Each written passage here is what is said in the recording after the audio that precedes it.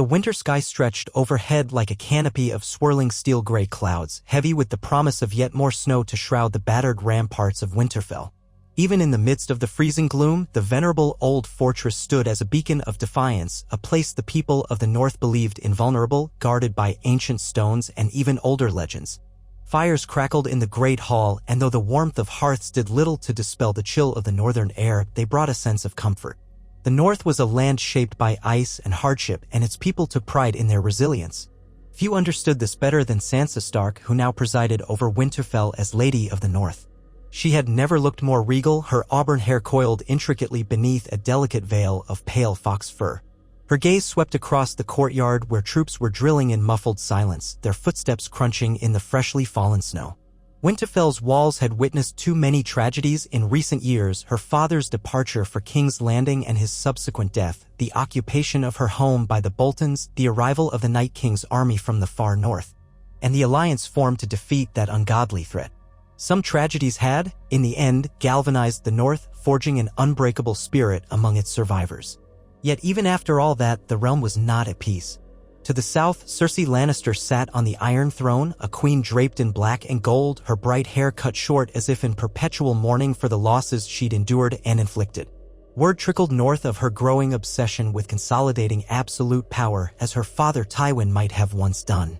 Under her rule, the crown employed every cunning art to bring rebellious lords to heel. And if cunning failed, there were darker methods. Sansa had known fear intimately when she was a girl, a hapless bird caught in the lion's den, her innocence stripped away by the cruelty of the Lannisters. But she was no longer a frightened child. She had blossomed into a political force in her own right, forging alliances with the Vale, rallying the North, and proving that a true Stark need not yield to southern intimidation. Her half-brother, Jon Snow, king in the North no more, had bent the knee to Daenerys Targaryen long enough to drive the Night King's host back into the icy oblivion from which it came. That war had been won, but at a dire cost. Daenerys herself had been undone in King's Landing by her own ambition and heartbreak. Now the North belonged to itself, nominally under the Iron Throne's rule, but in practice governed by Sansa. The fragile truce was held together by necessity and fear of the White Walkers' possible return, a threat that weighed heavily on northern hearts even after their partial victory. Through all this, Cersei's presence lingered as a malevolent cloud on the horizon. News reached Winterfell that she was massing soldiers again, that Lannister gold-funded secret projects rumored to be capable of unimaginable destruction. Tales came of shipments of strange green crystals moving from old alchemists' guilds under the city to hidden storehouses. Wildfire, some whispered, that volatile substance responsible for the near ruin of King's Landing decades ago. Sansa feared such rumors. There was an old saying in King's Landing: everything burns when wildfire is involved. But though she had concerns, her immediate duties and the tribulations of daily rule demanded her full attention. In the windswept courtyard, she watched as Arya practiced sparring. Her sister had returned from her secretive journeys in the East, a hardened fighter with an uncanny grace and no illusions about the cruelty of the world.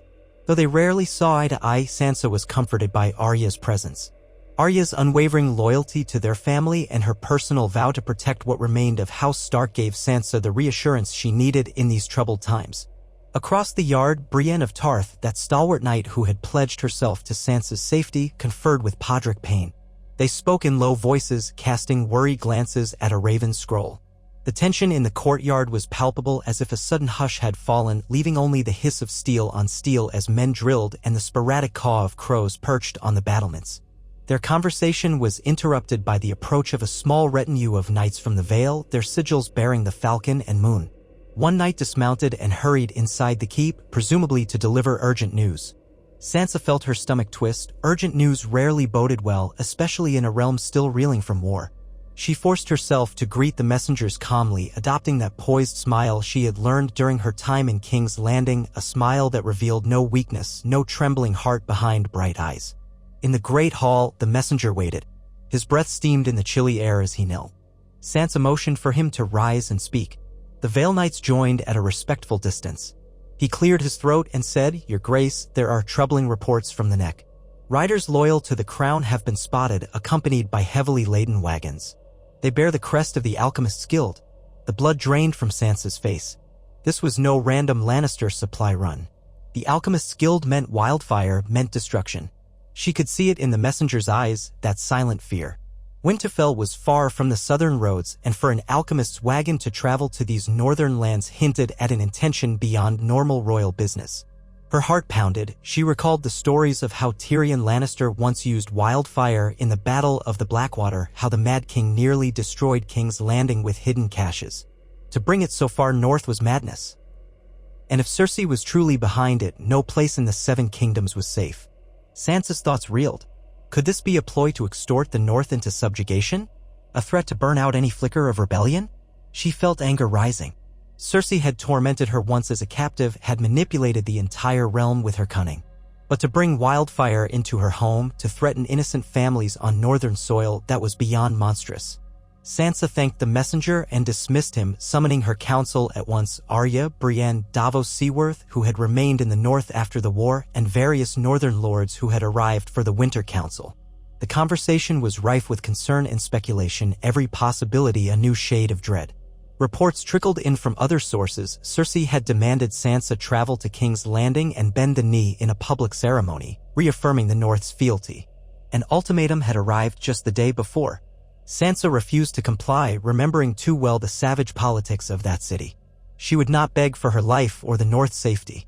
Perhaps that refusal was the last straw for the Lannister queen. Perhaps, in her twisted mind, only fire and devastation could break the North's spirit. After all, the Lion had grown accustomed to ruling by fear. Word was sent to Jon Snow, who was currently traveling to gather resources along the White Harbor coastline. With winter intensifying, many northern houses were scattered. If Cersei was indeed planning an attack, they had precious little time to muster a united defense. Yet how did one defend a fortress against wildfire? Even the thick walls of Winterfell might not withstand its searing fury if placed in the right spots, if ignited at the right time.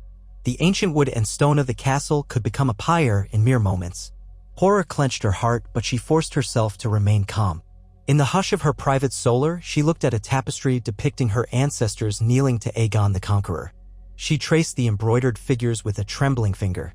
The Targaryen dragons had once ended the independence of the North, but the realm had survived. Now House Lannister sought to break them again. It was in this moment, while Sansa gathered her composure, that Arya slipped inside. Her sister's gray eyes gleamed with urgency. "I'll go," Arya said simply. "I'll find out where they're storing it, who's behind this. If I can, I'll stop it." Sansa knew Arya's skill in subterfuge, but the notion of Arya risking her life so close to the seats of Lannister power terrified her. Still, if their rumors were correct, this wasn't a small threat. The entire North could be plunged into destruction. Perhaps Arya was their best hope to prevent the unthinkable. Reluctantly, Sansa nodded, and with that, her younger sister was gone. Arya never did linger to discuss details.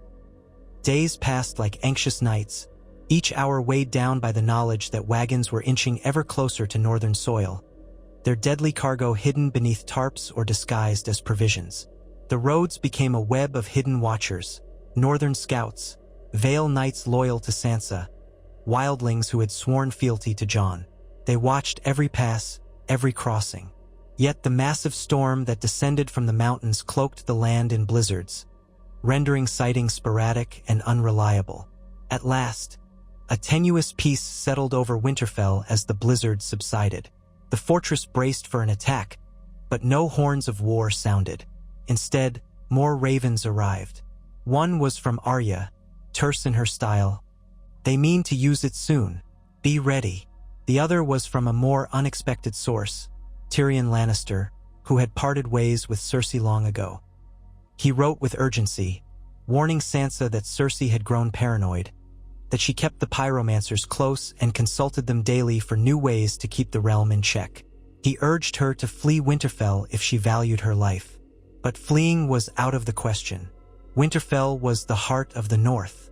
If she abandoned it, if the lords found her absent in their hour of need, the entire region would fragment. The Starks would lose all they had bled for, all they had reclaimed. No, she would not run. But if Cersei came at them with wildfire, Sansa prayed to the old gods in the sacred godswood, the heart tree's red leaves rustling overhead like a whispered lament. She felt the presence of her ancestors, a silent reassurance, though no words came on the wind.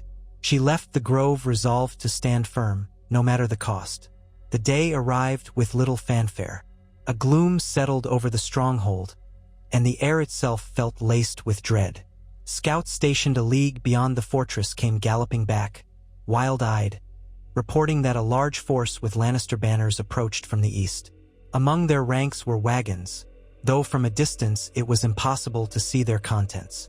The Northmen sprang into action, manning the walls, preparing bows and spears, setting up wet blankets and water barrels, a rudimentary defense against fire. They knew not if it would suffice. Winterfell's ancient gates were shut. The portcullis dropped. Men with drawn swords patrolled the walls. At midday, the Lannister host halted out of arrow range. A single rider advanced. A hush fell over the battlements as his voice echoed across the cold air. He proclaimed that the North must surrender Lady Sansa Stark to face judgment in King's Landing for treason, or face the consequences. No mention was made of Wildfire, but the threat underpinned every word. Silence. Then, from Winterfell's walls, Ser Brienne of Tarth spoke on Sansa's behalf, rejecting the demand. The rider rode back, his red cloak snapping in the wind like the flickering tongue of a flame. Moments stretched into an agonizing hush. And then it began.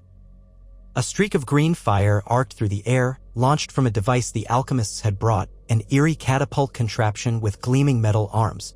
It soared over the walls, trailing a tail of noxious green smoke. Where it landed in the outer courtyard, it erupted with a roar. Flames shot skyward, swirling in sickening emerald plumes, devouring wood and stone alike. Men screamed as they were caught in the explosion. The smell was horrifying: sulfur, burning flesh, scorched stone. Wildfire ate away at anything it touched, insatiable. Another projectile followed, then another. Winterfell had become a target in a sick game of destruction. Archers on the walls answered with arrows, though the driving snow and the Lannisters' distance made it difficult to do more than harass their lines. From the ramparts, Sansa watched in horror as the unstoppable green flames spread, bits of glowing embers flickering like malevolent fireflies carried by the wind.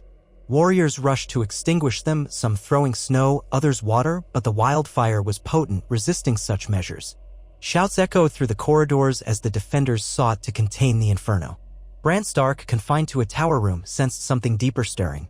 In his visions, he had foreseen the day a great green fire would threaten the legacy of the Stark line. He sat by the window, eyes turned white as he warged into passing ravens, trying to glean the Lannister positions to direct archers to the catapults. He flew over the enemy lines in the mind of a bird, seeing wagon after wagon of wildfire barrels. He saw the desperate faces of conscripted foot soldiers who loathed what they must do but feared Cersei more. He felt the hot breath of destruction on Winterfell's walls. One catapult was destroyed by a well-placed arrow that ignited the barrel before it was launched.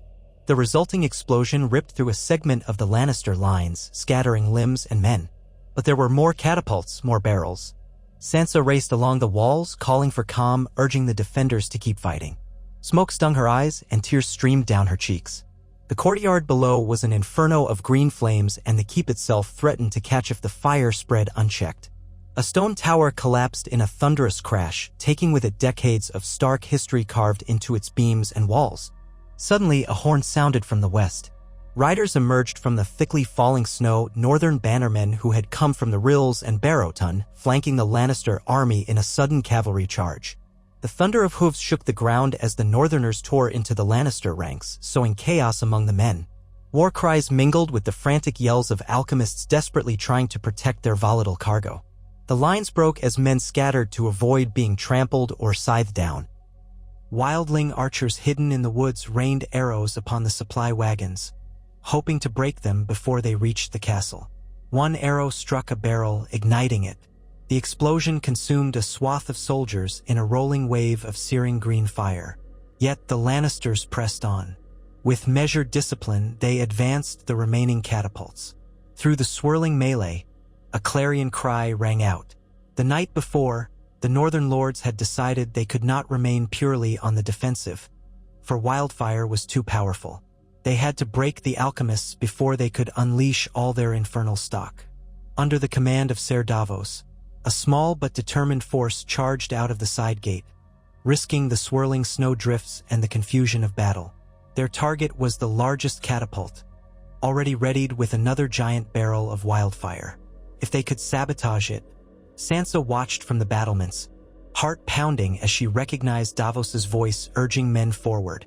Then the shriek of twisted metal, a catapult arm snapped, flinging the loaded barrel in an uncontrolled arc. It shattered yards away, igniting a wave of scorching green flames that engulfed Lannister knights and northern attackers alike. It was carnage, a swirling nightmare from which few emerged alive. She clutched the stone of the battlement so hard her knuckles turned white. This was the cost of defying the Mad Queen in King's Landing. Over the din, a new horn blared from the north. Another contingent had arrived, House Manderly of White Harbor, accompanied by Jon Snow himself. Leading his men with grim determination, Jon cut a path through the chaos, heading straight for the largest cluster of enemy forces. A war hammer in hand, reminiscent of Gendry's forging, he rallied the defenders, calling on them to protect Winterfell, protect our home. Sansa let out a breath she hadn't realized she was holding. Jon's arrival was a beacon of hope. The Lannister line wavered under assault from two fronts. Sansa saw the advantage, and with a decisive nod, she signaled that the main gate be opened just enough to allow a second wave of Northmen to sally forth. They collided with the disorganized Lannisters in a chaotic swirl of steel and blood. Above the roars of battle, the alchemists tried to unleash another volley of wildfire, but the constant pressure from the Northmen made it nearly impossible to set up their catapults properly. More barrels were ignited prematurely. Explosions rocked the battlefield, swallowing men on both sides in gouts of spectral flame. The snowy terrain turned to slush, stained red with blood. Smoke, black and laced with green arcs of deadly reflection, rose to the heavens. Amid the roaring inferno, Cersei's banner, a lion on a crimson field, fell to the ground, trampled under the chaos. For a moment, it seemed the North might triumph after all. The defenders redoubled their efforts, hearts aflame with righteous fury.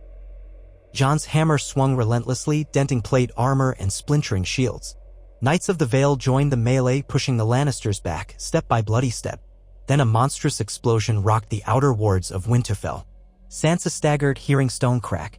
One of the wagons had reached the castle walls, its barrels ignited in a last, desperate attempt to breach the fortress. The rampart near the old stables collapsed in a plume of dust and searing heat. Green flame licked skyward, and the watchers on the walls screamed as they were caught in the backdraft. Chunks of ancient masonry tumbled into the courtyard. Sansa nearly lost her footing as the entire keep seemed to quake. She clung to the parapet, her lungs filled with dust and the stench of burning pitch. Winterfell was dying around her. Terror seized her heart, but she forced it down. She had to remain strong. She coughed, found her voice, and shouted for men to form a bucket chain to smother the growing inferno to rescue those trapped in the rubble. Even as she commanded, she felt an emptiness gnawing at her. Could they save Winterfell from such flames? Wildfire was not a natural blaze. It clung to stone, devouring it as though the stone itself were made of tinder. The walls that had stood for centuries were trembling in sections. The West Tower spire fell in a resounding crash, an entire portion of the castle's silhouette now missing from the horizon. At ground level, the battlefield lay strewn with bodies. Smoke obscured friend from foe, though the clang of steel persisted in pockets of the yard. Jon pressed onward, seeking the Lannister commander. The swirling drifts of snow and embers parted momentarily, revealing a gilded figure on horseback, a lion's head helm. Jon recognized Lord Lefford of Golden Tooth, a loyal bannerman to the Lannisters. Jon's face contorted with rage as he charged, hammer raised. Their exchange was brutal but brief. Lord Lefford's sword slashed across Jon's mailed shoulder, but the hammer fell, caving in the ornate helm with a sickening crunch. The horse bolted, leaving the Lord's corpse behind. The Lannister force, seeing its commander fall, began to fracture. Yet the question remained, could Winterfell endure? The unstoppable green fires raged, and it seemed only a matter of time before the entire fortress would be consumed.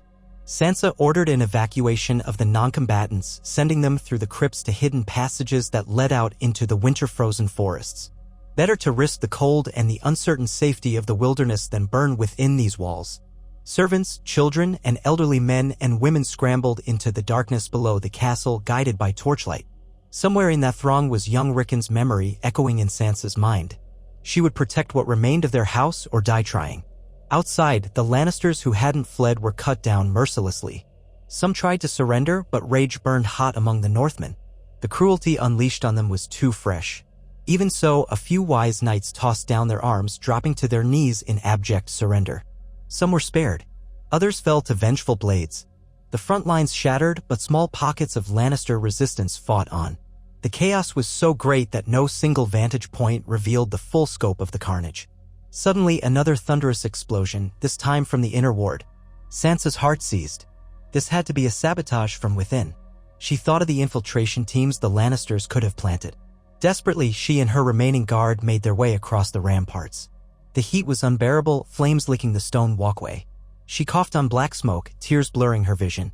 Down below, she glimpsed a swirl of gray-brown hair. Brienne, battered and singed, was leading a group of defenders, trying to push back intruders who had slipped through a breach. The foes wore no sigils, but they carried torches and small earthenware pots. More wildfire. Sansa realized with horror that they intended to plant these charges throughout the keep, systematically ensuring its destruction. But out of the swirling chaos came a small figure, moving with lethal grace. Arya. She materialized behind the saboteurs, twin daggers in hand. In a blur, she dispatched two of them, slicing their throats before they could even turn. The others swung their torches wildly, but Arya ducked and weaved through the flickering flames. In seconds, 3 more saboteurs lay dead or dying on the cold ground. She kicked aside their pots, shouting for the defenders to douse them. The wildfire that had not been ignited was quickly carried away or destroyed to prevent further catastrophic blasts. For a moment, relief flooded Sansa's chest. Arya was safe, at least for now. But Winterfell was still ablaze. Another section of the courtyard collapsed, revealing hidden corridors below. Sansa felt the presence of raw panic creeping into her mind. She had to keep it together. The Northmen, seeing the Lannister lines crumble, began rallying to put out the fires. But every attempt to quell the green flames seemed in vain. Hot gouts flared unpredictably, and the substance clung to surfaces with unnatural persistence. Then, above the howling wind and crackling flames, came the sound of horns again from the south.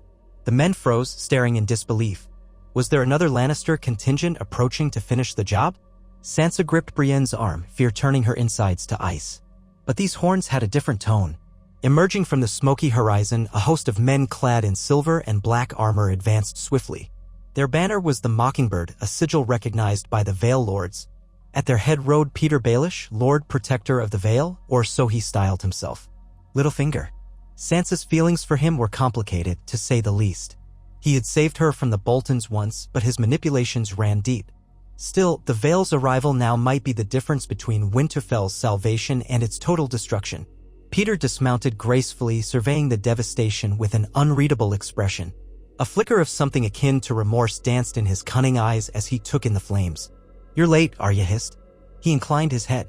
"I came as quickly as I could once I heard." Queen Cersei's intentions.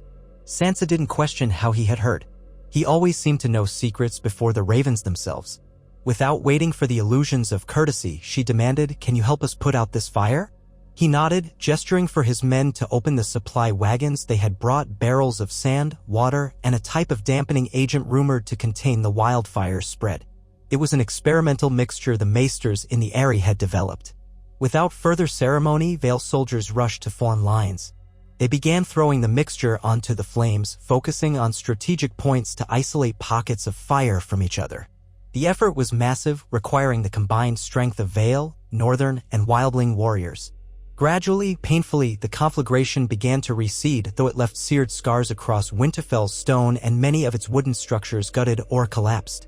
Hours stretched into an endless slog of hauling buckets, shoveling sand, and dragging the wounded to safety. Dawn broke with a grim, muted light illuminating the ruin. Tower roofs had caved in. Walls that once stood proudly were now blackened husks. Drifts of smoke rose from smoldering debris. Corpses littered the yard, a ghoulish testament to the night's violence. And all around, the stench of wildfire clung to the air, acrid and overpowering. But Winterfell still stood, albeit in shambles. Sansa surveyed the carnage with numb exhaustion. She, Arya, Jon, Brienne, and Peter gathered in the battered Great Hall. The roof had partially collapsed, letting in shards of gray morning light. Smoke curled around the high rafters. They spoke in hushed voices about the next steps, how they might rebuild, how they might confirm the status of the retreating Lannisters. No one doubted that Cersei had orchestrated this atrocity. Their hearts burned with renewed hatred for the Queen in King's Landing. This was no longer about a political standoff, it was deeply personal. Winterfell was the ancestral seat of House Stark, a symbol of the North. Cersei had tried to destroy it to incinerate centuries of history. And for what? To subjugate or punish their defiance. Outside, the battered and weary survivors began to dig graves, gather the wounded, and salvage what they could from the rubble. There was no triumph in the air, only grim survival. A victory, if one could call it that, had come at a devastating cost. Jon took charge of the search for survivors trapped under collapsed walls. Arya disappeared again, presumably to ensure no saboteurs remained. Brienne and Ser Davos organized relief efforts, setting up makeshift infirmaries for the wounded. Sansa moved among her people, offering quiet words of comfort. Though she wore the mantle of leadership, inside she felt hollow, consumed by sorrow. She grieved for the men who had died to protect her home, for the innocent stable boys and maids who had perished in the flames. At midday, they found the remains of dire wolves embroidered in old tapestries, now singed beyond recognition. Ghostly, half-burned figures of Stark ancestors stared sightlessly from blackened cloth. Sansa looked away, struggling to hold back tears. Those tapestries had been part of her childhood memories. They were not the only precious things lost. Ancient scrolls, genealogies, and relics were gone, reduced to ash. The crypts beneath the castle had been spared the brunt of the destruction, but who could say if they were safe from further sabotage? Ravens were dispatched in all directions, carrying news of the Lannister assault. Letters detailing the attempt to raise Winterfell with Wildfire were sent to every great house of Westeros. This was an outrage that could not be ignored. It wasn't just an attack on the North, it was an affront to the entire realm. Though hearts across the land might fear Cersei, this act would surely shake alliances. Sansa hoped it would galvanize the lords to rise against the Mad Queen. But fear was a potent weapon, and she knew many might remain silent rather than face Cersei's wrath themselves. Late in the afternoon, standing on a partially intact rampart, Sansa looked over the courtyard where the thick black stench of charred wood still rose in curling tendrils. Snow began to fall again, as if the sky itself sought to bury the evidence of last night's nightmare. She felt Peter's presence behind her before he spoke. His voice was soft, almost kind. "You fought bravely," he murmured. "The North stands because of you." She remained silent, not trusting his words. She saw how his gaze flicked over the devastation, measuring, calculating. "There will be a reckoning," he continued. "Cersei cannot be allowed to do this again." Sansa turned, her eyes cold. "She won't," she said. Whether by alliance or by vengeance, the North would see to that. Winterfell might lie in ruins, but the North remembered. And a wounded North was far more dangerous than a complacent one. Peter hesitated, then bowed his head, stepping away. She was left alone to bear witness to her home's disfigurement. As dusk fell once more, the fires had been mostly quenched, leaving only scattered hot spots. Exhausted men and women retired to what corners of the castle remained livable. Some took shelter in the partially collapsed Great Hall, others bedded down in the less damaged towers or the ancient crypts, the dead and living in uneasy proximity. The night air brought an icy wind, a gentle reminder that winter showed no mercy to those left homeless by war. In the days that followed, messages from the lords of the North arrived, expressing outrage and offering condolences. Food, building supplies, and volunteers were promised, though the winter roads made immediate help difficult. The Vale, at Littlefinger's direction, contributed masons and laborers seeking to gain greater favor with Sansa. Meanwhile, scouts trailed the remnants of the Lannister force southward, confirming that only a fraction had survived the disastrous attack. But they warned of more trouble looming if Cersei chose to send another, larger army. Rumors swirled that she had no shortage of wildfire in King's Landing and that the alchemists had redoubled their production at her command. Survivors of the assault were interviewed. Some of the captured Lannisters confessed that they'd been told to break the North spirit, that Cersei believed a single, devastating strike on Winterfell would shatter any hope of rebellion. Many of them had no desire to see the North burned, but they feared defying the Queen. Others remained silent, their loyalty unwavering. The tension in Winterfell was thick with both grief and simmering rage. Time in Winterfell took on a grim determination. The living spaces were consolidated, the rubble cleared as best as possible, the corpses laid to rest. The cost in lives was staggering, but the North had endured worse. The battered fortress still loomed above the surrounding snows, proud and unyielding. The people of the North proved their resilience once again. They worked side by side to rebuild walls, patch rooftops, and care for the wounded. They fed each other, gave shelter in the storerooms that had somehow escaped the worst of the blaze. And they cursed the name of Cersei Lannister in every corner. One evening, Arya emerged from the shadows with a battered prisoner, an alchemist, half-mad with fear. She dragged him before Sansa in the smoky remnants of the Great Hall. The man trembled, knees scraping on the scorched floor. Arya's face was emotionless, but her eyes burned with cold fury. Under questioning, the alchemist revealed that Cersei's plan had been in motion for months, that the shipments of Wildfire had been carefully staged. He spoke of secret orders to place caches of Wildfire beneath the crypts, the towers, and the battlements. He insisted they had a map that would have guided them to the exact structural weak points in Winterfell, ensuring maximum destruction. If not for the hasty sabotage and the defenders' counterattacks, Winterfell might have been obliterated entirely. The man wept that he had only followed orders. Arya's hand tightened on the hilt of her dagger, but she looked to Sansa for direction. Sansa's eyes were dark with the magnitude of the crime. She could not simply condone murdering him. Yet justice demanded a price. In the end, they decided he should be handed over to the Northern Lords' collective judgment at a war council. Arya gave no objection, though the look she gave him foretold that his life was measured in days, if not hours. Sansa felt no pity for the man. He had chosen to play with horrors no sane person would unleash on innocent people. She was not a child of naive mercy anymore. Day by day, the green residue of Wildfire was scrubbed from Winterfell's stone. The courtyard began to resemble a fortress again rather than a smoldering war zone. Winter's biting cold returned in force, as though punishing the land for the unholy conflagration. An uneasy lull settled over the battered stronghold, a quiet that felt too much like the hush before another storm. Scouts reported minimal troop movements to the south, but the rumors of renewed Wildfire shipments persisted, fueling anxious speculation. Cersei was not finished. She might be preparing to unleash a more catastrophic plan. Despite the constant tension, small acts of compassion lit the gloom. Northmen and Vale Knights who had once eyed each other suspiciously now shared meals, forging bonds through shared adversity. The wildlings, once enemies to the northern houses, worked side by side with them to clear debris, each group showing surprising empathy. Bonds that had formed during the White Walkers' invasion only deepened now, forging a sense of unity that no Lannister threat could easily break. Sansa took comfort in these fleeting glimpses of solidarity. The North was healing from the inside out, scar by scar. In the evenings, Sansa would walk among the people, offering gentle words. She stopped by the infirmary where maesters tended to burned soldiers. The smell of poultices mingled with the lingering odor of smoke. She greeted men who had lost limbs, who would never fight again, and thanked them for their bravery. Their eyes, haunted by pain, softened at her presence. She knew well the power of simple kindness in the face of despair.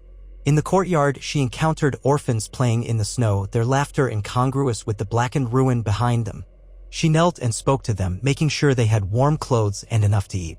The children's wide eyes filled her with determination. This was why she had to remain resolute. This was her duty as a Stark, to protect and nurture the next generation. Jon often joined her, though he was as reticent as ever. They spoke in hushed tones about the days when they were children themselves, racing through the corridors, teased by Robb, threatened by the ghost stories of the crypts. So much had changed, so many they loved were gone. Yet they stood side by side, siblings united in common cause. Meanwhile, Peter Baelish ingratiated himself further, offering financial counsel, overseeing the distribution of funds from the Vale to rebuild certain areas. He always spoke softly, with measured concern. Sansa remained guarded.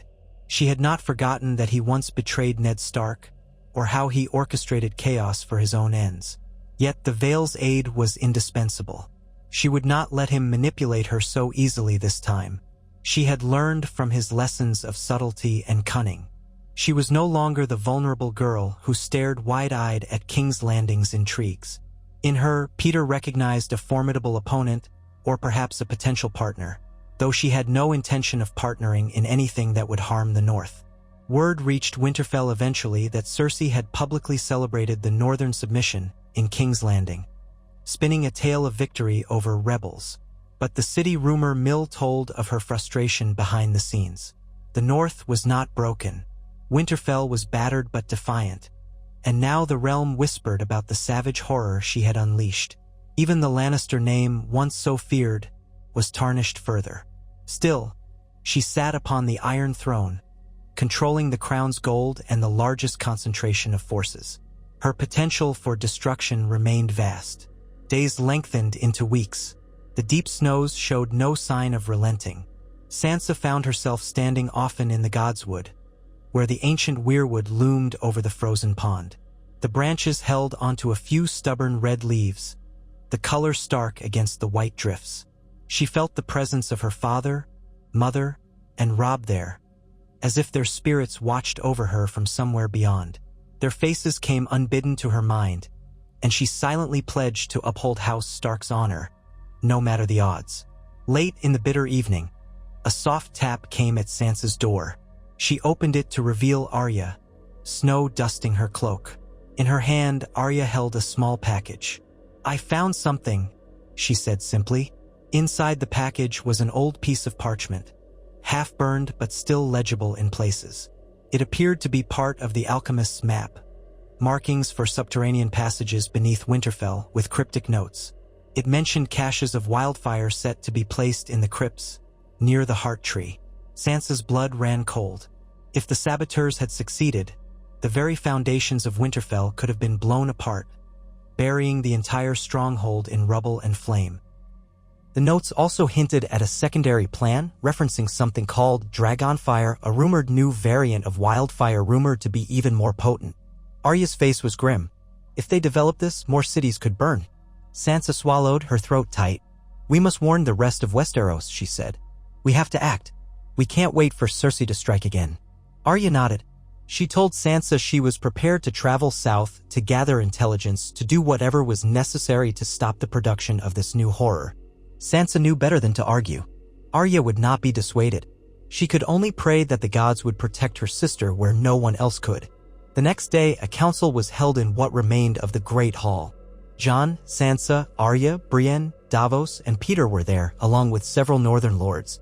The fragment of the alchemist's map was placed on a table for all to see, spurring gasps and curses.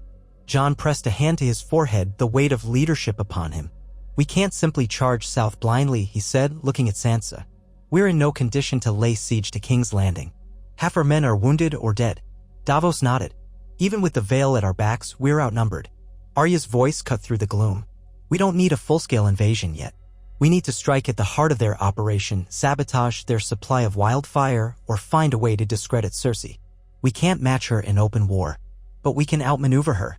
She glanced at Peter as if acknowledging that cunning was something he excelled at. The man smiled faintly. An agreement was reached. They would fortify Winterfell as best they could, continuing the rebuild while sending out a clandestine team, Arya among them, to infiltrate the Crown's networks of alchemists. Jon and Sansa would pursue alliances with houses that had been wronged by Cersei, employing letters and envoys. Peter, with a smooth bow, offered his assistance in forging new alliances, hinting that the key to winning might be in forging a coalition that stretched across the narrow sea as well. The meeting ended with a sense of grim determination. The North had repelled the assault on Winterfell, but the war was far over. That night, Sansa stood on a partially rebuilt balcony overlooking the courtyard. Fires glowed below as men and women worked by torchlight, continuing repairs through the cold. She inhaled the sharp air, letting it fill her lungs. Their victory had come at a horrible cost, but they had survived. Winterfell might be scorched and broken in places, but it remained standing. And as long as it stood, the Stark name would endure. In the swirling flakes of snow, she thought she saw the ghosts of her parents and siblings, fleeting and solemn. She closed her eyes. The North remembered. It remembered the old ways, the loyal hearts. It remembered the joys and the sorrows, and it would never forget the day a mad queen tried to burn it all away. Sansa's hand tightened around the stone balustrade. She was no longer a pawn in someone else's game. She was Lady of Winterfell, and by the old gods, she would see her people safe or die in the attempt. Winterfell's walls would rise again, stronger than ever. The North would rally, forging alliances in the face of adversity. As for Cersei, her triumph at King's Landing would be short-lived. The seeds of her own downfall had been planted the moment she decided to cross the boundaries of reason and morality, trying to quell the North with flame and terror. Now it was only a matter of time before those seeds burst into bloom and the realm rose against her tyranny. And so, on that cold, silent night, amid the drifting snow, the battered yet unbroken fortress stood defiant. The wind carried the distant howls of wolves, and in the soft glow of torchlight, House Stark prepared for the battles yet to come. For Winterfell had faced the fires of hell and emerged scorched but alive, and the North would neither forget nor forgive the queen who tried to destroy them. Night settled over the ravaged stronghold like a cloak of midnight velvet, broken only by the wavering glow of torches propped along the ramparts. A fine dusting of snow drifted across courtyards scarred by charred timber and blackened stone, each flake hissing into the remnants of green embers that still smoldered in the gloom. The once proud towers of Winterfell stood in silent testament to the fury unleashed upon them by Cersei Lannister's wildfire, but the heart of the North still beat within the battered walls. Those who had survived the onslaught worked tirelessly to return a semblance of order to the seat of House Stark, clearing away debris and hauling wagon loads of broken stone for repairs. In hushed corners, children slept fitfully, their dreams haunted by images of green flame dancing against a backdrop of falling snow. Sansa Stark moved through the remains of the Great Hall with quiet purpose, the fur trim of her cloak trailing over scorched flagstones that still bore the soot of battle. The partial collapse of the ceiling let slivers of night sky peek through, the cold air stinging her lungs. Despite the destruction, there was life in these halls, servants huddled around improvised hearths, distributing bread, boiled turnips, and hot broth to stave off the chill. Farther along, wounded men propped themselves against the walls, their eyes hollow with pain but still flickering with that defiant spark the North treasured. Maesters and healers circulated among them, checking bandages, offering cups of poppy milk to dull agony. Although victory of a sort had been theirs, grief clung to every shadow. She paused near a makeshift infirmary. A cluster of cots had been arranged, some beds little more than straw-filled sacks. The smell of charred flesh, stale sweat, and pungent poultices thickened the air. Sansa steeled herself, offering soft words of gratitude to each soldier who met her gaze. Many faces were unrecognizable behind bandages or raw burns. In the flickering lamplight, she felt keenly the burden of being Lady of Winterfell. These people had put their faith in her. They had guarded her ancestral home against a threat no one had truly believed possible, a southern queen's attempt to annihilate the North in a single stroke. Beyond the collapsed archways, the night wind sighed. She made her way toward the courtyard, boots crunching over snow and loose rubble. Stalwart guards posted under the half-demolished battlements saluted as she passed. She was struck by the memory of how imposing Winterfell's walls once were, unchallenged for centuries. Now scorched black in places, they bore new cracks and fissures, a testament to the day green flame had leapt across them like living creatures. Yet even in ruin, the stones projected a sense of defiance, as if the old fortress refused to kneel to fire or fear. It was still Winterfell. She heard footsteps behind her and turned to see Jon approaching, his cloak dusted with fresh snow. The heavy door to the great hall swung shut behind him, groaning on damaged hinges.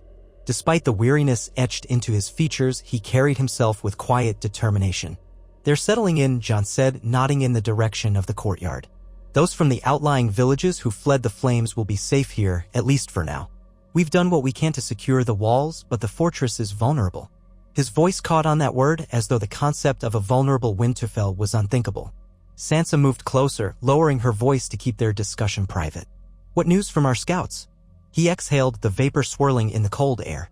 "The remaining Lannister forces have retreated south.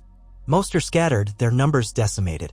But a few scattered regiments regrouped on the King's Road, traveling under the command of lesser Lannister bannermen.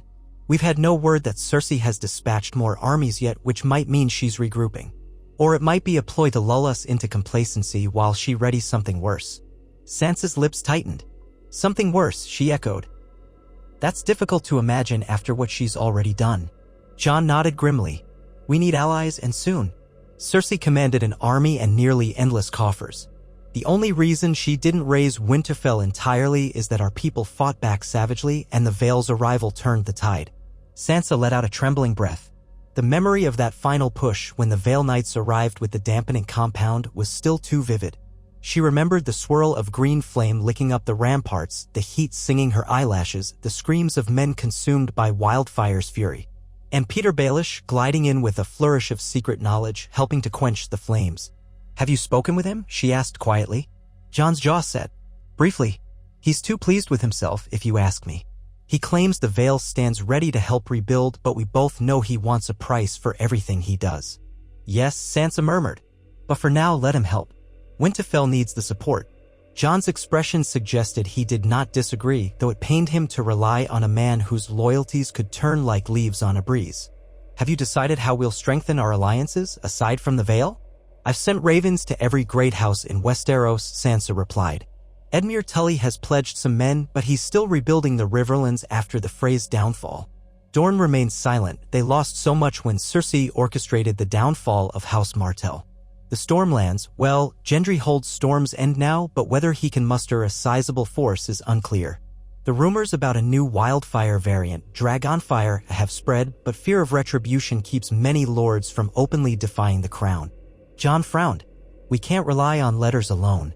Perhaps we could send envoys to speak directly.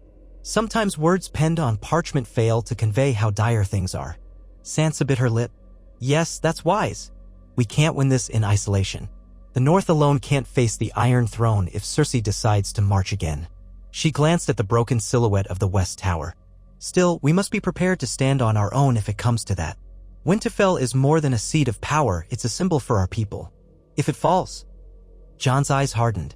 It won't. He paused, a flicker of sadness passing over his face. Have you spoken to Arya before she left? Sansa nodded.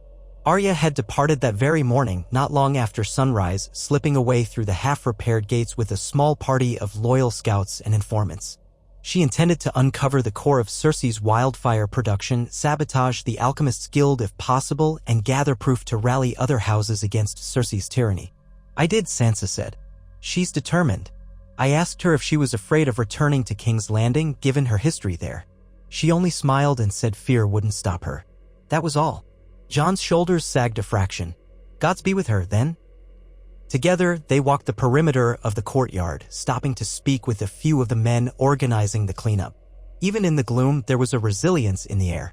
Northmen had never been quick to complain, and after all that had happened, White Walkers, Boltons, and now Wildfire, they seemed to wear their trials like armor. Sansa felt a faint spark of pride as she watched them work, their breath-creating fog in the frigid air. This was their home, and they would fight for it until the last stone was blackened and the last warrior stood. When Sansa and Jon re-entered the remains of the Great Hall, a small group of advisors awaited them near the largest hearth, where the flames offered a pale glow. Among them was Ser Davos Seaworth, looking tired but resolute, and Brienne of Tarth, bruises darkening her face but her armor polished as though for a feast. To their right stood Peter Baelish, his posture relaxed, hands folded elegantly as if presiding over a minor court function instead of the ruin of a war-ravaged castle. Brienne inclined her head at Sansa's approach. We've managed to secure most of the outer wall, my lady, she said. But there are sections near the northern corner that will need extensive rebuilding. Ser Davos has been organizing a rotation for the watch, ensuring we keep an eye out for any further sabotage. Sansa thanked her, then turned to Davos. Any news from the White Harbor approach? He shook his head. Nothing so far, my lady. I've some good men patrolling the roads, but the real threat may come from the south if it comes at all. Right now, the Lannisters appear to be licking their wounds.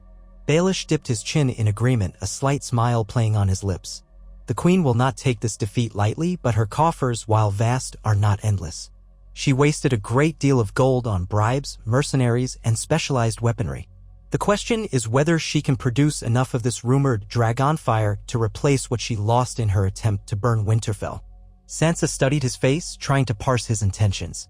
You seem well informed, Lord Baelish. I keep my ears open, my lady, he replied softly.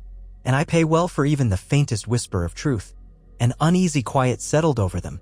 Sansa could sense Jon's irritation bristling at her side. He had little patience for Baelish's half-smiles and cryptic remarks. But she knew they could not dismiss him out of hand. He had proven that once already, riding to Winterfell's aid with the Vale Knights in the war against the Boltons and again now against Cersei's Wildfire. His ambition was boundless, yes, but so were his resources. Davos cleared his throat. What of King's Landing proper? If the rumors are true, Cersei's losing her grip on the city.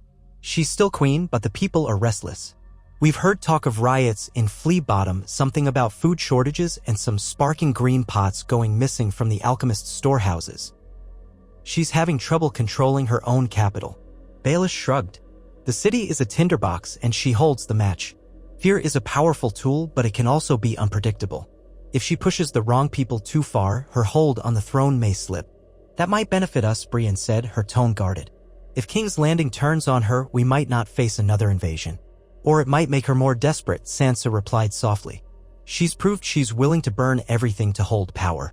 Let's not forget the September of Baelor. She destroyed it herself with Wildfire, killing her rivals in one grand explosion. Perhaps we should brace for an even more extreme retaliation. The hush that followed weighed heavily. They all remembered what she had done to House Tyrell and the Faith Militant in a single stroke. A queen who would detonate her own seat of power just to eliminate enemies would have little compunction about setting half the realm ablaze if it served her ambition. Jon cleared his throat. We'll need more than warnings and supposition. We must gather solid proof so the other lords of Westeros understand what they're dealing with. If Arya can bring back evidence of Cersei's new Wildfire caches or a plan to distribute it among her loyalists, we might be able to rally a broader coalition. We must also consider direct action. If we can sabotage the Alchemists' Guild or hamper their ability to make more Wildfire, it might buy us time. Baelish's eyes glinted with an unreadable light. Discrediting the Queen in the eyes of the realm would be ideal. But infiltration of King's Landing is a perilous gamble. Arya's talents in subterfuge are undeniable, yet the Red Keep is no easy fortress to breach, especially under Cersei's watchful eye. Brienne folded her arms. Arya is more resourceful than most realize. If anyone can manage, she can. Sansa looked around at the small group. Each bore scars, literal or otherwise, from the last catastrophic confrontation. And that confrontation still felt like only the prologue to something worse. She drew a breath, feeling the tightness in her chest. We'll continue reinforcing Winterfell and caring for our wounded. Meanwhile, Jon, you and Ser Davos can make arrangements to send envoys south. Try to meet with Gendry Baratheon at Storm's End, perhaps speak to any lords in the Crownlands who showed discontent with Cersei. Lord Baelish, you mentioned wanting to re-establish certain trade routes with the Vale's assistance. That might be our best cover for sending envoys farther south without arousing suspicion. Baelish inclined his head with a small, knowing smile. As you wish, my lady. They continued planning late into the night, drafting letters for knights to carry under the guise of trade negotiations and mutual defense pacts. The halls echoed with quiet footsteps as messengers came and went, carrying missives sealed with the dire wolf sigil. Each departing courier drew more of Winterfell's scarce resources, but Sansa knew they had no choice. The North could not stand alone forever. When dawn broke, pale and cold, Sansa retired to her solar to rest for a few hours. But sleep would not come easily. Each time she closed her eyes, she saw flashes of green light and heard the thunderous roar as walls came crashing down. She saw men burned alive by an enemy they could not stab or block. And she remembered the words of Cersei's ultimatum carried by that Lannister herald before the first shot of Wildfire soared over the walls: hand over your lady or pay the price. A chill ran through her. She recalled the Mad King's obsession with Wildfire, how he'd planned to set the entire city of King's Landing aflame rather than see his enemies claim it. Had that strain of madness passed fully into Cersei's veins? Perhaps the gods themselves had turned away, leaving the realm in the hands of those who would do anything to gain or retain power. By midday, Sansa forced herself to rise, don her fur cloak, and resume her duties. Though the castle was half in ruins, its governance could not falter. She met with maesters to discuss stocks of grain, with Lady Barbary Dustin about roads near the Bar Rolands, and with a handful of Manderley knights on security measures around White Harbor. At every turn, she faced the same question: would Cersei strike again before they could rebuild? With each inquiry, she repeated the same resolute promise: Winterfell would not fall. Evening brought a fresh swirl of snow, and with it a new arrival, a small party of Riverland's riders bearing the sigil of House Tully. Edmure Tully's bright-haired nephew, barely in his teens, presented himself to the guards at Winterfell's gate. The men led him to Sansa in the battered Great Hall, where he bowed deeply, solemn beyond his years. Despite his youth, he brought a letter from Edmure that promised a modest force of archers and foot soldiers once the Riverlands recovered enough harvest to spare them. It was not much, but it was heartening to see that House Tully, at least, would not forsake the Starks in their hour of need. 2 nights later, a grizzled rider from the mountainous west arrived under cover of darkness. He bore a secret message from Tyrion Lannister, who remained in hiding after his final break with Cersei. Though the seal was plain wax, its contents were laced with Tyrion's unmistakable wit and caution. He warned of heightened tensions in the capital, a rumor that the alchemists were experimenting with magical additions to Wildfire to make it burn hotter, longer, and with an even more unpredictable appetite. He confirmed that King's Landing itself teetered on the brink of unrest and that the crown's finances stretched perilously thin. Cersei's strength is her unpredictability, Tyrion's letter read. But it is also her weakness. Should someone push her at the wrong moment, she might topple and bring half the city with her. Sansa read the words by candlelight, feeling a tightening in her stomach. How many more innocents would perish if that happened? Jon joined her in the solar, scanning the parchment. He shook his head at Tyrion's final plea that the North not give up hope for a diplomatic solution. A diplomatic solution? Jon muttered. Tyrion of all people should know what Cersei is capable of. Sansa set the letter aside. He does. Perhaps he clings to the thought that she might see reason before everything burns. Jon snorted, his breath clouding in the cold air. We can't rely on that. Still, if he has ears in the capital, we should listen to what he hears. Quiet enveloped them for a moment, the only sound the crackle of a small fire in the corner hearth. Then Sansa said, what of Daenerys's remaining followers? Grey Worm and the Unsullied sailed east, but perhaps there are still Targaryen loyalists in Westeros who would oppose Cersei. Jon frowned. Most scattered after Daenerys fell. Some might still hide in remote corners of Essos or among the free cities. I don't think we can expect their help here, especially if they learned what happened in King's Landing.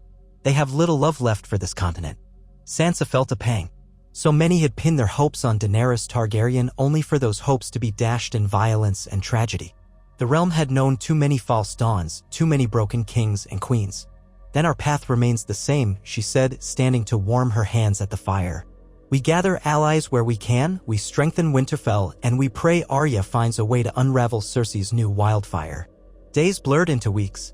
Heavy snows blanketed the north, turning the courtyard into a white expanse studded with black rubble from the siege. Workmen toiled to repair gates and patch holes in the walls. Their breath frosted in the air, picks and shovels striking rhythmically against stone and ice. Supplies trickled in from sympathetic houses, timber from the Wolfswood, grains from certain riverland hamlets, a few barrels of salted fish from White Harbor. The Vale continued sending laborers along with carefully measured coin from Lord Baelish's purse, always accompanied by a polite note that reminded Sansa of her debts to him. At times, the hush of falling snow lulled the battered fortress into a semblance of peace, but Sansa knew better than to believe the calm would last. Every dawn, she wondered if a Lannister rider would appear on the horizon with new threats, or if a fresh rumor would arrive detailing the monstrous potential of Dragonfire. The nights were the worst, long and dark, haunted by howling winds that seemed to carry distant screams. More than once, Sansa jolted awake from nightmares where the courtyard erupted in lurid green light, flames devouring everything she loved. Even in slumber, the enemy was with her. Amid that tension, small joys persisted. Now and then, a child born within Winterfell's battered walls let out a healthy cry, bringing a flicker of hope. Old men, spared from the wildfire's fury, passed on stories of heroic stands by Stark ancestors. The battered library tower, partially caved in by an explosion, yielded some salvaged manuscripts that the maesters carefully dried and preserved by the fire. Life found a way to continue, a stubborn spark defying the gloom. Weeks passed without word from Arya. Sansa waited, anxiety an ever-present ache in her chest. Jon tried to reassure her that Arya had endured unimaginable trials already: kidnappings, war, the faceless arts. She was no ordinary knight bounding into battle, but a lethal shadow, a living wisp of vengeance. Still, the silence gnawed at Sansa, and she took to praying in the godwood whenever her worries overwhelmed her. There, the solemn face carved into the ancient weirwood seemed to regard her with pity. Sometimes she could almost hear a whisper in the rustling leaves, though whether it was her own imagination or something else she could not say. When news finally came, it arrived with a chill wind and an urgent rider who pounded on Winterfell's gates before dawn. Guards rushed him inside. Sansa, summoned hastily from her chambers, found the man trembling in the main courtyard. He wore no sigil but clutched a rolled parchment in hands numb from cold. His voice shook as he said, "For Lady Sansa Stark, from your sister, my lady." Heart hammering, she took the parchment and dismissed the guards so she could read in privacy by torchlight. Her eyes raced across Arya's words. They were blunt, almost harsh in their brevity. "I am in the capital. The alchemists have a hidden storehouse in the old tunnels beneath Rhaenys' hill. My sources say the pyromancers call this new mixture Dragonfire, though some claim it is only a stronger form of wildfire. They are testing it on live subjects, including innocents." Cersei grows restless, suspicious of her own court. "Expect an announcement soon." She means to use Dragonfire for something far bigger than Winterfell. Trust no one from the crown. I will keep watch. Tell Jon and Sansa to be ready. Arya. Sansa had to steady herself against a half-broken pillar, her breath catching in her throat. If Arya was correct, and Cersei wanted to deploy this Dragonfire on a grander scale, what would stop her from trying to raise entire castles or cities that refused her rule? She could already picture it. King's Landing ringed by catapults, a monstrous green inferno launched in every direction. Or worse, Cersei might plan to burn the capital itself, an echo of the Mad King's final vision. Perhaps she believed that if she could not hold the throne, no one else deserved to. She rushed to Jon's quarters. He was already awake, dressing by the dim glow of a lantern. From the tension in his features, she guessed that the rider had gone to him as well. He barely needed to read Arya's note to know the gravity of the situation. "We must act," he said flatly. "We can't wait for her to finish whatever she's planning." "How?" Sansa replied, voice trembling. "A direct assault on King's Landing is impossible. We don't have the numbers or the siege power, and the city is massive. If Cersei truly has Dragonfire, she could incinerate our armies before they breach the gates." Jon paced, fists clenched. "We need allies. Enough to encircle the capital, to force a siege from a distance, maybe. If she tries to burn her own city, the realm will see her madness." Sansa rubbed the bridge of her nose, a headache building. "A siege requires time and resources we can scarcely afford. Even if we mustered a huge alliance, it might take months. And in that time, she could unleash the Dragonfire on unsuspecting towns or holdfasts, sowing terror until all her enemies bend the knee." Jon took a steadying breath. "There is another approach. A smaller band could infiltrate the city, find these storehouses, and destroy the Dragonfire before it can be deployed. Or sabotage the pyromancer's workshops. If the supply is lost, Cersei's greatest weapon is gone. Without it, she only has her gold and the remnants of her armies, which might not be enough to maintain her grip on the throne." Sansa stared at him, recalling a long-ago memory of how Tyrion had burned Stannis' fleet with wildfire in the Blackwater. The stuff was so volatile that even a single misplaced spark could blow half a city sky-high. Such a mission would be suicide unless carried out with perfect stealth. But Arya's already in the city. Jon's eyes flickered with hope. "Yes, if we send a small team, capable fighters but quiet, someone who can connect with her there. If we combine forces, find the storehouses, sabotage them before they move the barrels, we might save thousands of lives." Sansa pressed her lips together. "We risk losing not only Arya but everyone we send. Better than risking open war that could leave half of Westeros a smoking ruin," Jon countered. Then he caught himself softening. "I'm sorry. I don't want to lose Arya or any of our people. But we must do something." She exhaled. "You're right. But who can we spare?" By midday, a plan formed. Jon would select a handful of trusted fighters, those with experience in infiltration or subterfuge. Brienne volunteered at once, but Sansa and Jon deemed her armor and imposing height too conspicuous for the hidden alleyways of King's Landing.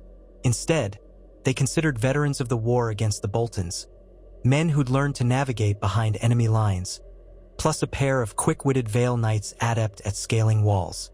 The group would travel in small units, disguised as merchants or common travelers. They would split up before reaching the city, then converge with Arya's help. Guided by coded messages, she would leave in prearranged drop points near the city gates.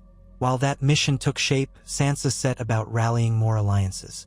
She dictated letters to every corner of the Seven Kingdoms, explaining in veiled but urgent terms that Cersei Lannister was developing a new threat that would make the old tales of Dragonfire pale in comparison.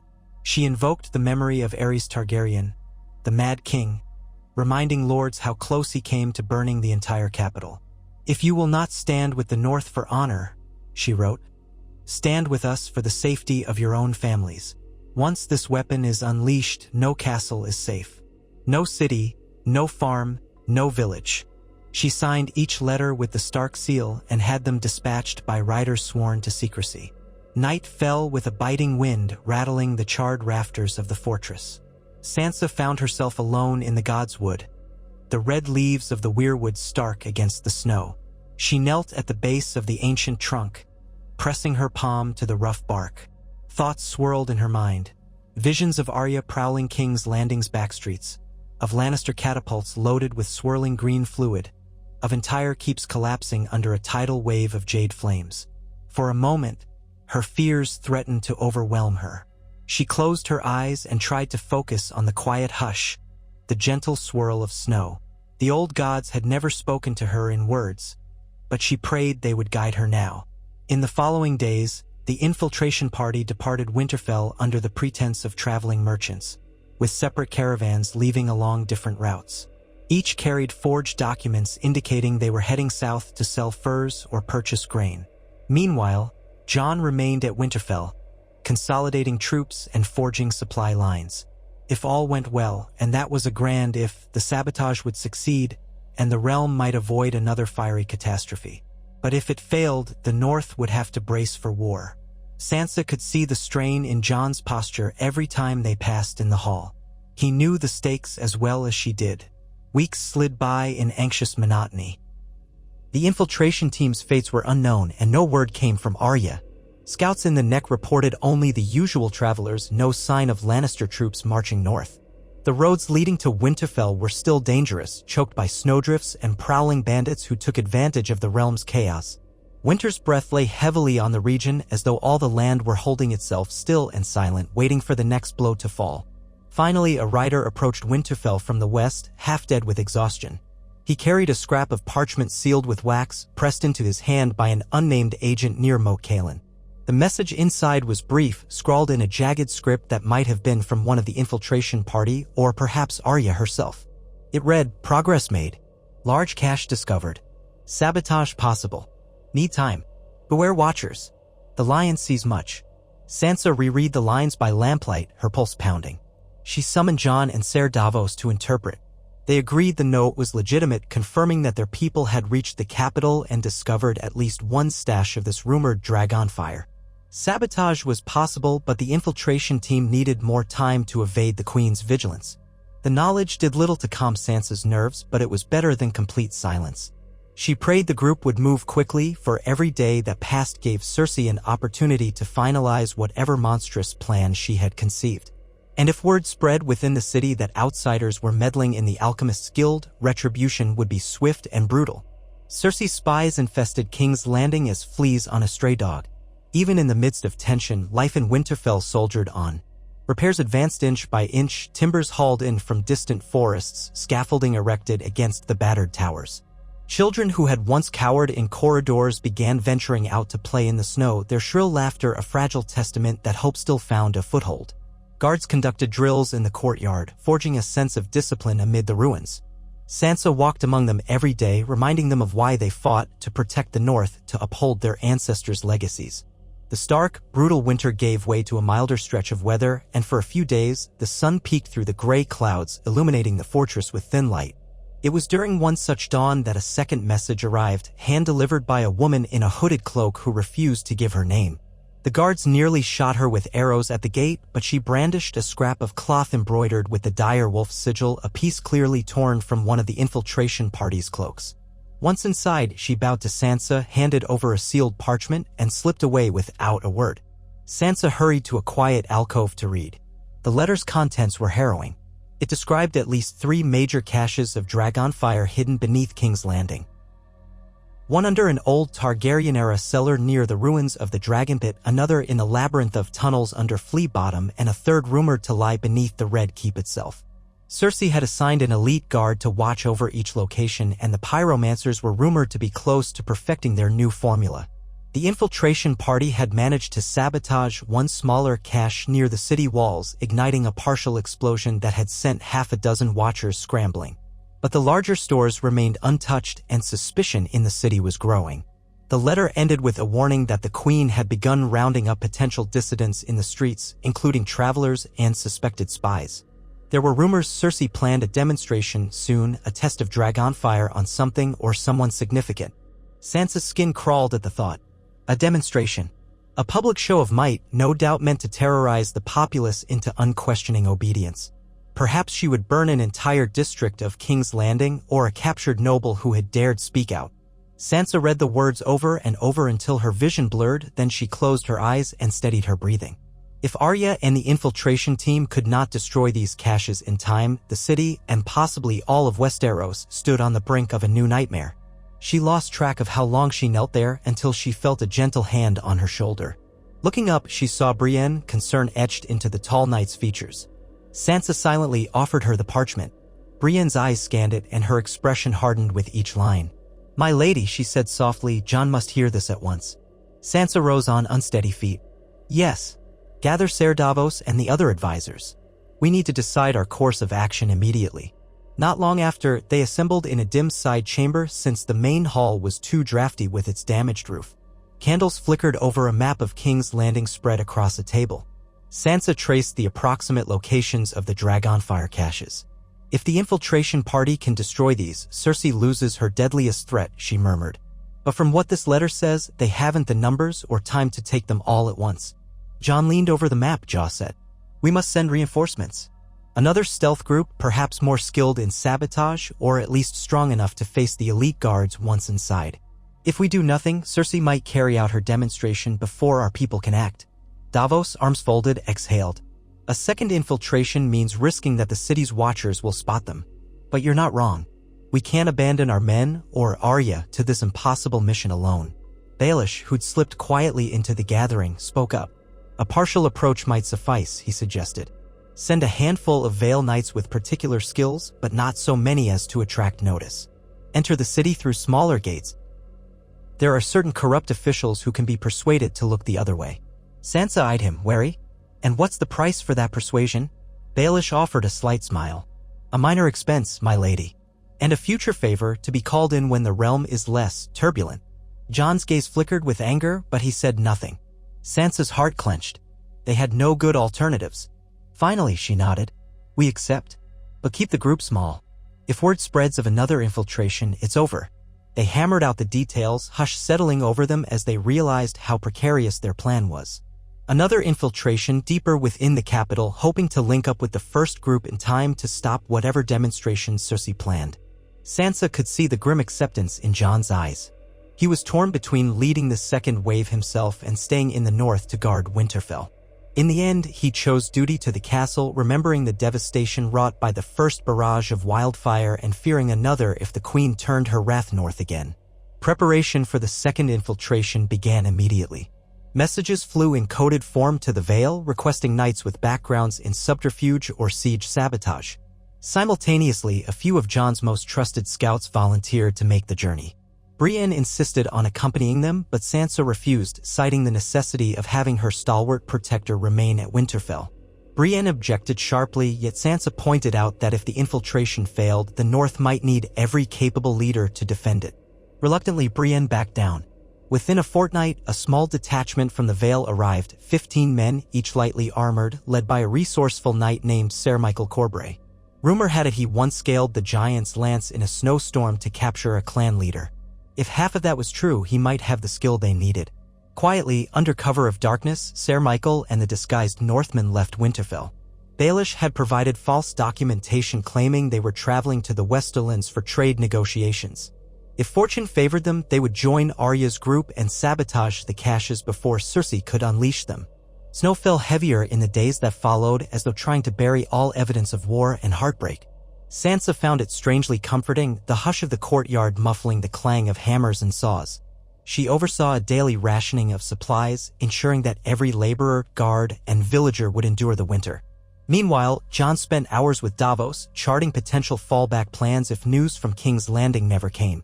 They had little choice but to keep living, keep hoping. And then, one morning, the hush broke. A raven arrived from the city, bearing the seal of the Iron Throne itself. The guard who brought it to Sansa's solar trembled as though expecting the parchment to explode in green flame. Inside was a chilling proclamation, penned in a hasty scrawl. By order of Her Grace, Queen Cersei of the House Lannister, Protector of the Realm, all traitors to the crown are hereby condemned. House Stark is called to answer for its crimes. Winterfell must yield Lady Sansa Stark to face rightful justice, or the crown shall demonstrate its wrath upon the disloyal. Let it be known that in 3 days' time, Her Grace shall illustrate the price of rebellion with fire and fury in the city's square. Sansa's stomach twisted. There could be no doubt about what the demonstration entailed. She clutched the parchment, feeling a wave of horror as she imagined King's Landing citizens, the small folk who had no say in who ruled, forced to watch a grisly spectacle. Perhaps Cersei intended to burn a group of political prisoners or claim it was House Stark's men among them. The letter offered no specifics, only a final line. Bend the knee and spare the realm further agony. The words rang hollow, tinged with cruelty. She rushed to Jon's quarters, and together they read the missive, fury and dread warring in their eyes. "She's going to do it," Jon said, voice tight. "She'll use the Dragonfire in some public display to terrify the lords of Westeros." Sansa stared at the words. "She might threaten to burn innocents if we don't comply." She thought of Arya, possibly trapped in that city, and of the infiltration teams lurking in tunnels, trying to sabotage the caches. If Cersei set them off early, the entire plan would be undone. Or worse, it could spark a chain reaction that tore through half the city. Jon looked ready to storm out of the room and march south with whatever men he had left.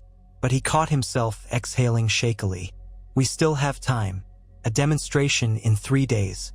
That gives our people 3 days to act, if they can find the crucial caches in time." Sansa nodded, though her heart pounded. If they fail, King's Landing becomes a slaughterhouse, and we'll be powerless to prevent it. The hours dragged. Each moment felt stolen. Fate. On the eve of the supposed demonstration, a biting wind howled around Winterfell, shaking the half-repaired tower tops. Night brought no rest.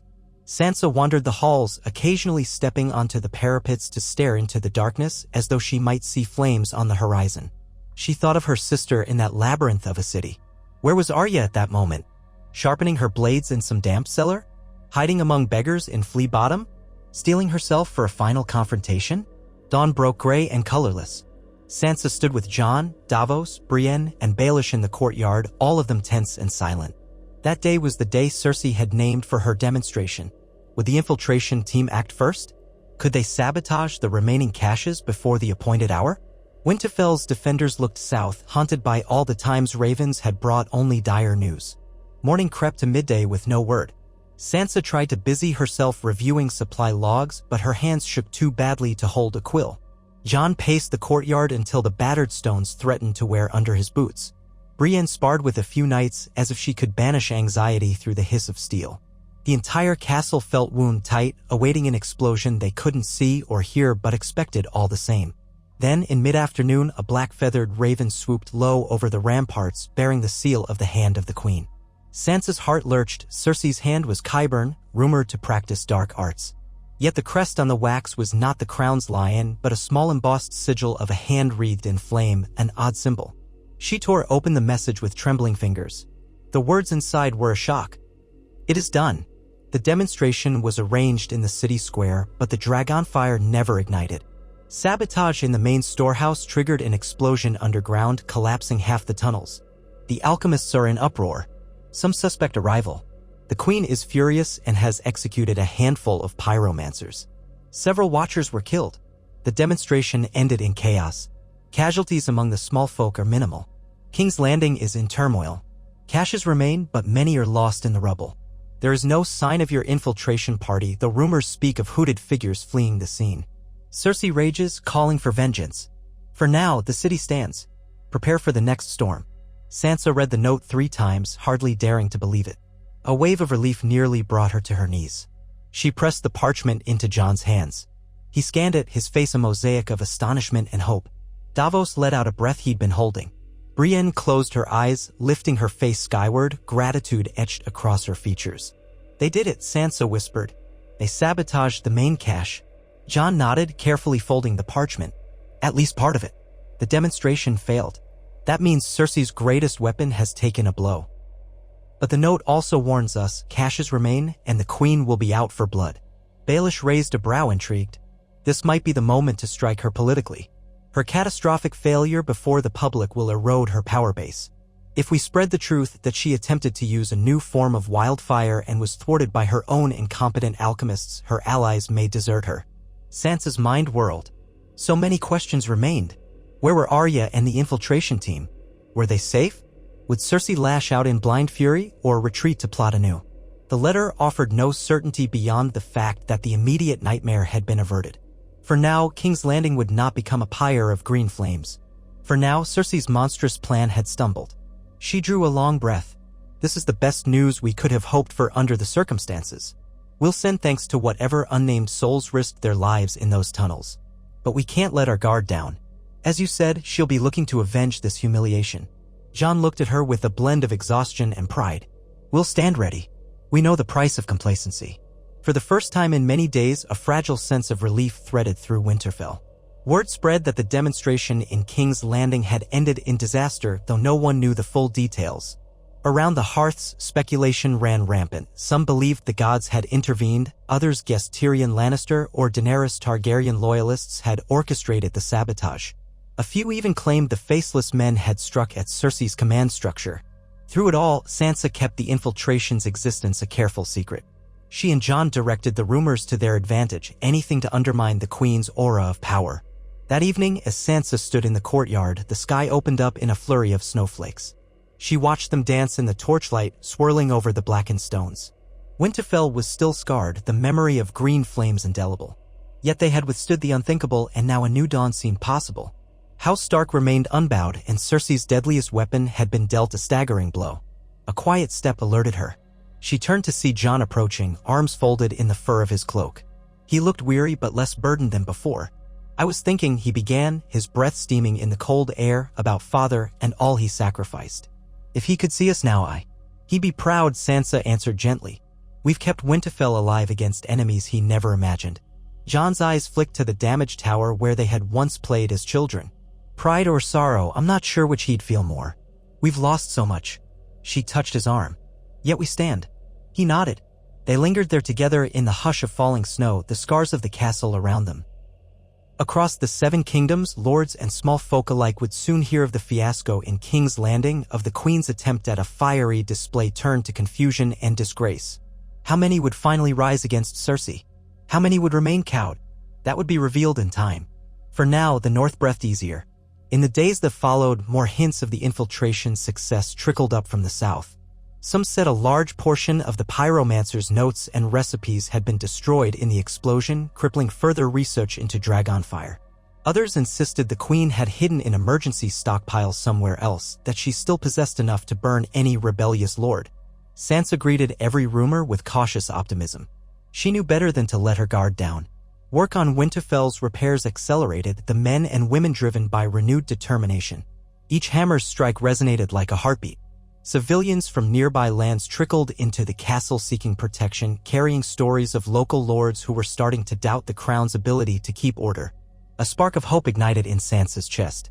If the realm began to see Cersei as a failing tyrant rather than a fearsome queen, alliances might shift in their favor.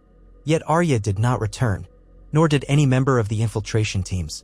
On quiet nights, Sansa allowed herself to pray that her sister had escaped the city in one piece, that she might be lurking in the shadows still, awaiting the perfect moment to deliver a final blow. There was no sign, no raven bearing a coded message, no hooded figure slipping in through Winterfell's gates at midnight. Days became weeks again, and the hole where Arya's absence resided in Sansa's heart grew heavier. One gray afternoon, she found herself standing alone in the Godswood once more, lost in thought. Snow clung to the branches of the weirwood, its red leaves trembling in the breeze. She felt a presence approach and turned to see Peter Baelish watching her from a careful distance. She stiffened but allowed him to speak. "My lady," he began, voice measured, "I bring news from the Vale. Lord Royce has pledged additional supplies for the spring, assuming the thaw is favorable.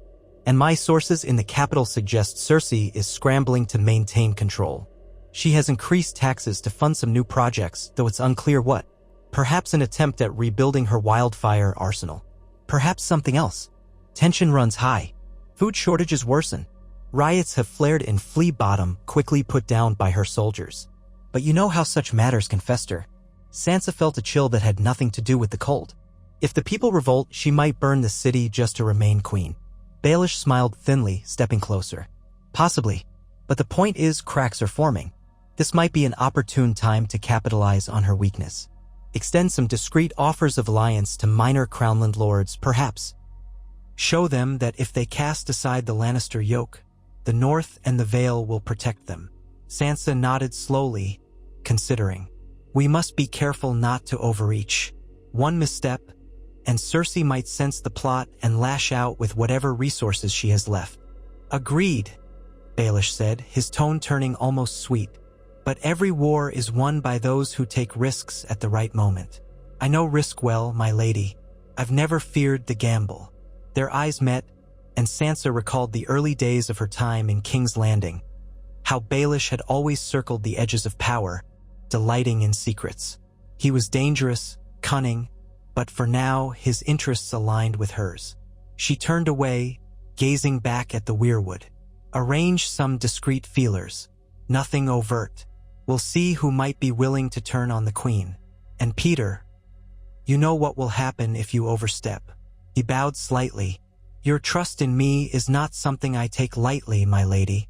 She said nothing more, and he departed, his steps leaving shallow prints in the snow that seemed to vanish under drifting flakes. Sansa lingered, letting the hush of the gods would envelop her. The wind whispered through the leaves, reminding her of promises and ghosts. In that moment, she felt the gravity of what lay ahead. The realm would not be saved by a single victory. The sabotage of Dragonfire had averted one catastrophe, but many battles, both diplomatic and martial, remained to be fought. Cersei might yet recover from the blow or, in her madness, bring ruin upon them all. As evening fell, Sansa returned to the main keep, passing corridors lit by flickering torches. She took comfort in the hum of activity. Blacksmiths hammered, stonemasons chiseled, stable boys bustled about. Winterfell was alive, refusing to bow to the nightmares that had assailed it. For a moment, she let herself imagine a future where the fortress stood restored, its great hall echoing with feasts rather than war councils, children's laughter in place of grim instructions. The North's resilience gave her hope. In the great hall, Jon was seated at a table with Ser Davos, examining a sheaf of letters. They looked up as she entered. "More messages?" she asked, removing her gloves. Davos nodded. "Some from the Stormlands. Gendry Baratheon is considering raising his banners against Cersei if he can be assured the North and the Vale will stand with him. Others from a few Crownland lords, uncertain but interested in further negotiations. And this one from the Citadel." He handed her a sealed scroll. She broke the wax and skimmed the text. It was a cautious acknowledgement from an archmaester who'd heard unsettling reports of new wildfire. The Citadel offered to send an observer to assess any threat. Sansa let out a soft laugh without humor. "An observer," she murmured, as if a single maester could curb Cersei's mania. Jon shared a wry grin. "It's something. At least the realm is stirring. The Queen's facade of absolute power is cracking." Davos folded his hands. "We should proceed carefully, build alliances step by step. If we unite the Stormlands and some Crownland lords, perhaps even Dorne might see an opportunity to throw off Lannister rule at last." Sansa rubbed her temples, exhaustion tugging at her mind. "Yes, but every day that passes is a risk. If Cersei still has barrels of Dragonfire hidden, she won't hesitate to use them if cornered." Jon's eyes flickered. "Then we ensure she's isolated before we corner her. If the entire realm stands against her, she'll have nowhere to unleash that horror except upon her own seat. And perhaps then her own people will rise against her." They fell into a lengthy discussion of strategy, distributing tasks for sending envoys, forging trade agreements, and strengthening lines of communication. Sansa tried to bury her worry for Arya, focusing on the immediate tasks. The infiltration had succeeded in part, but at a steep price. She forced herself to believe that somewhere in the labyrinth of King's Landing, her sister still lived, as silent and lethal as a shadow. That night, Sansa lay awake in her chamber. The air was so cold her breath made wisps in the faint moonlight. She drew the furs tighter around her and stared at the ceiling's beams, many of which were new replacements for those lost in the Wildfire siege. Her mind teemed with questions. Would Dorne respond to her letters? Would Gendry rally Stormlander knights? Would the infiltration teams find a way home, or had they already vanished into the city's underbelly, ghosts unthanked and unsung? Sleep overcame her eventually, and she dreamed of walking the halls of Winterfell restored to its former glory. The tapestries were bright, the hearths roared with warmth, and no hint of green flame marred the walls. Outside, the courtyard was alive with banners from every corner of the realm, gathered in peace rather than war. She saw faces she recognized, her mother, father, Robb, smiling at her. But as she stepped forward, they dissolved like mist, and the dream turned to darkness. In that darkness, she glimpsed a single green spark, flickering menacingly. She awoke with a start, heart racing. The small window slit showed the sky still dark. She rose, drank a cup of water, and settled again, telling herself it was merely a dream. Yet the memory of that green spark lingered, a reminder of how close Westeros stood to the brink of ruin. Days merged once more into a cautious routine. Word came from a few storm landlords quietly encouraging the North to stand firm. From the Vale, Baelish had begun his quiet campaign to turn lesser crownland houses away from Cersei. The scars of the Wildfire siege grew less visible in Winterfell, scaffolding giving way to newly hewn stone in some sections. But no direct contact arrived from the infiltration teams. Then, on a stark morning weeks after the failed demonstration, one of the gate guards came sprinting into the courtyard, breathless. "Riders," he called. A small group at the eastern gate. Cloaks of the Vale, but also men wearing the dire wolf badge. Sansa and Jon hurried to the walls, accompanied by Brienne and Davos. They peered down to see a ragged band of riders in thick cloaks, half of them slumped in the saddle as though wounded. The guards parted to let them pass, and a wave of relief surged through Sansa at the sight of Ser Michael Corbray leading them. Her eyes raked the group, searching for a slight figure with gray eyes, but Arya was nowhere to be seen. They hurried to the yard as the riders dismounted. Some men had bandaged arms or blood-stained leathers. Ser Michael's face was streaked with grime, and his cheeks were hollow from hunger and exhaustion. Jon grasped his shoulders. "You made it back. What of the sabotage? And what of Arya Stark? Did you see her?" Ser Michael swallowed hard. "We found the storehouses, joined forces with the North's infiltration party. Your sister was among them, yes, she guided us through the tunnels. But in the chaos after the sabotage, we were separated. Half the city seemed to erupt in panic. Lannister guards poured in from all sides. We were forced to flee through a hidden passage near the Dragon Pit. She insisted on staying behind a moment longer, said she had one last thing to do." His gaze flicked to Sansa, then away. "We waited as long as we could, but she never came." A cold emptiness settled in Sansa's chest. "You left her," she whispered, though she knew it was unfair. "Arya would have insisted on her own path." Ser Michael's voice cracked. "She ordered us to go, my lady. She said, I have one final debt to pay." She was unafraid, almost serene. She told us she'd find her own way out. Jon's eyes were pained, but he took a steady breath. Arya's resourceful. If she could survive the War of the Five Kings and the Night King's onslaught, she could survive this. Sansa fought to keep her composure. "You did well," she told Ser Michael and the others. "You accomplished what needed to be done. Go to the maesters, have your wounds tended. You'll be honored for your bravery." As the weary riders dispersed, Sansa and Jon exchanged a look. Each knew the other's fear. Arya might be lost, or she might remain in King's Landing still, a single spark in the darkness, waiting to strike at Cersei one last time. They had no way of knowing which was true. Yet the knowledge that the infiltration had ended with the sabotage of multiple caches bolstered Winterfell's morale. The men who returned confirmed that the pyromancers had been set back years in their research, that many of the precious notes and chemical reagents were destroyed or seized by unknown parties. Cersei's demonstration had failed spectacularly, and rumors within the city pinned the fiasco on everything from foreign assassins to magic. Whatever the truth, the Queen's hold on the capital had slipped. Her lords grew uneasy.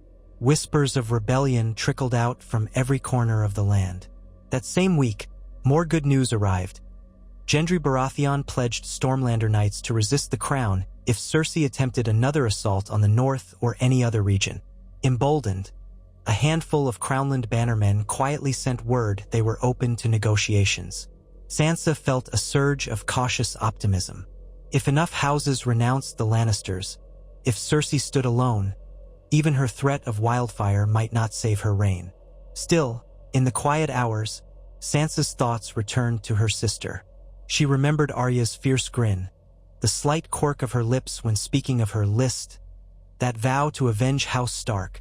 Had she seen a chance to strike directly at the Queen? Was she even now hiding in some shadowed corridor of the Red Keep, a dagger poised for Cersei's throat? Or had she miscalculated and fallen victim to the monstrous guards who roamed those halls? Winter pressed on. The nights lengthened, but each dawn now brought a glimmer of hope that the realm might yet avoid another fiery massacre. The memories of that terrible siege in Winterfell, when green flames raged against ancient stone, began to recede, replaced by the steady hammering of new beams and fresh mortar. The scars were not gone, but they were no longer raw. Over time, Sansa found a weary acceptance in her heart. She had done all she could to protect her people. She had mustered alliances, guided infiltration teams, and braved the nightmares that haunted her.